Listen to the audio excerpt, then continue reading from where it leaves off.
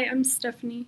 I'm Charlie. I'm Shirley. And today we will be discussing the financial position and financial accounting principles relating to Harvey Norman Holdings. So the first we're gonna talk about the question 1, which is what is Harvey Norman's primary activities?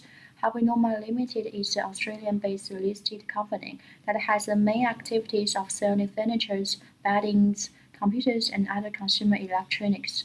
It operates in the form of franchise.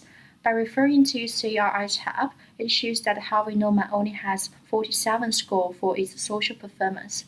This is because that Harvey Norman has focused mainly on the improvement of the environmental perspectives, whereas it fails to implement strategies to improvement the corporate social responsibility towards to the community, employee, and there is an effective corporate governance.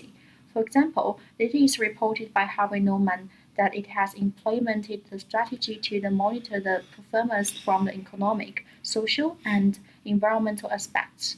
This shows that Harvey Norman has demonstrated its commitment to fulfill the corporate social responsibility accordingly. For the financial performance, it is clear to see that Harvey Norman has improved its financial performance when the profit after tax has improved dramatically. This is deemed to be contributed by the massive increase in the sales revenue and the well-controlled efficiency in the firm. However, Harvey Norman has provided additional incentive to the employees, which aim at improving the social performance with regards to the employee aspect. So next I wanted to talk about this question 2, which is the statement of profit and loss and another comprehensive income for the 2 financial year. There are some items that can be identified. Firstly, Harvey Norman has made a gain from the foreign currency translation. This means that the losses arising from the translation of the foreign operation to the Australian dollars, as Harvey Norman's consolidated financial statements are prepared in the Australian dollars.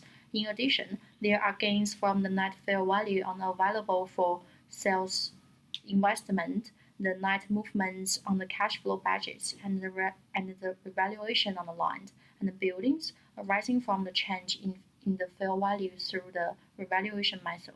These are extraordinary to the main operation of the business. Therefore, these items are included in the another comprehensive income, which helps separating from the main operation of the business. These items have changed dramatically to increase other comprehensive income to 42.906 million in 2016 and comparing to only 12.095 million in 2015. Therefore, this shows that these items must now be included in the assessment of the financial performance of the firm. The third question I want to talk about what impact on Harvey Norman after the new leasing accounting standards AASB 16 published. The new accounting standards prohibit the use of operating lease, that is, the off-balance sheet finance. This means that all operating lease will brought onto the balance sheet. This will have a number of consequences for Harvey Norman. Firstly, it might lead to the deteriorated financial performance when the total assets have been increased due to the recognized lease asset. In addition, the lease that are brought onto the balance sheet will further lead to the higher leverage. Since these leases are part of the liability of the firm, this might also lead to breaches of the debt covenant for Harvey Norman, since it is highly leveraged by using the debt financing as source to its operation. More importantly, the breach of debt covenant might lead to the rejection of the lenders to roll over the current loans in the next period.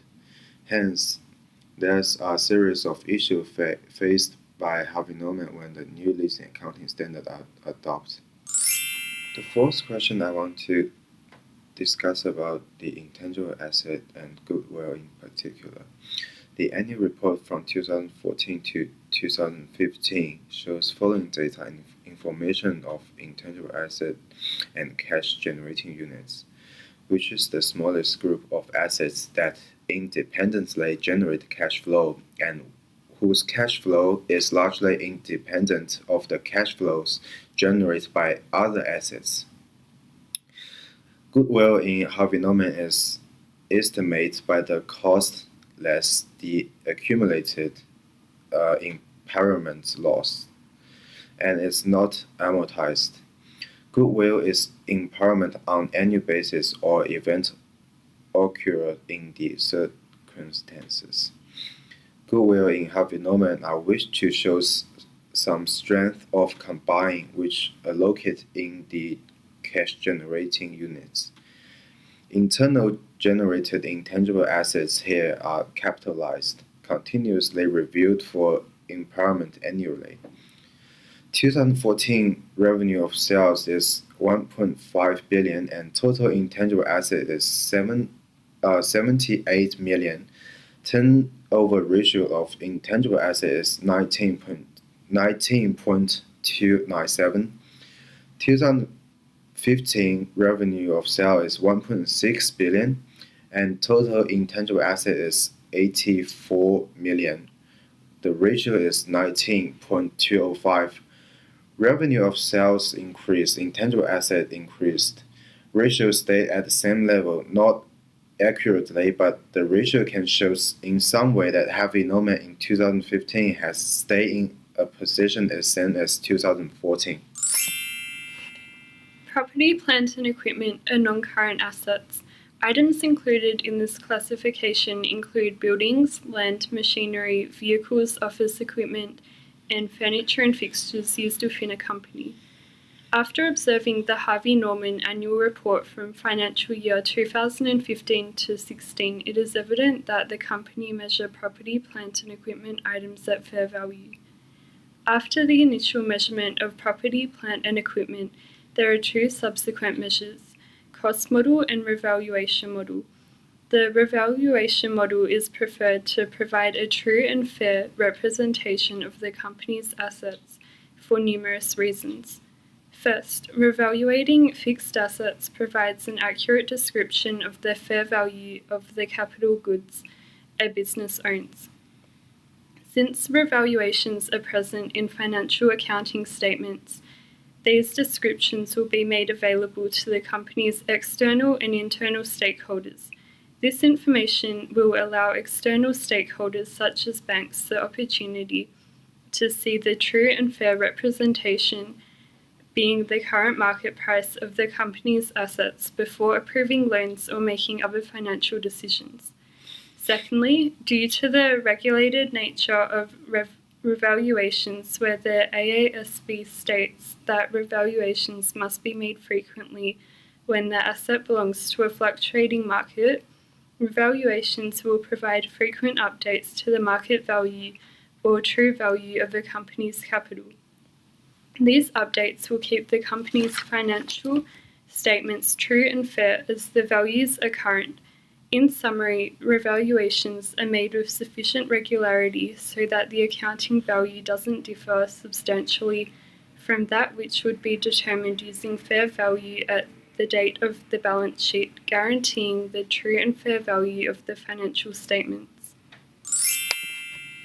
Thank you for listening to our findings on Harvey Norman Holdings. And good day and good mark. Bye.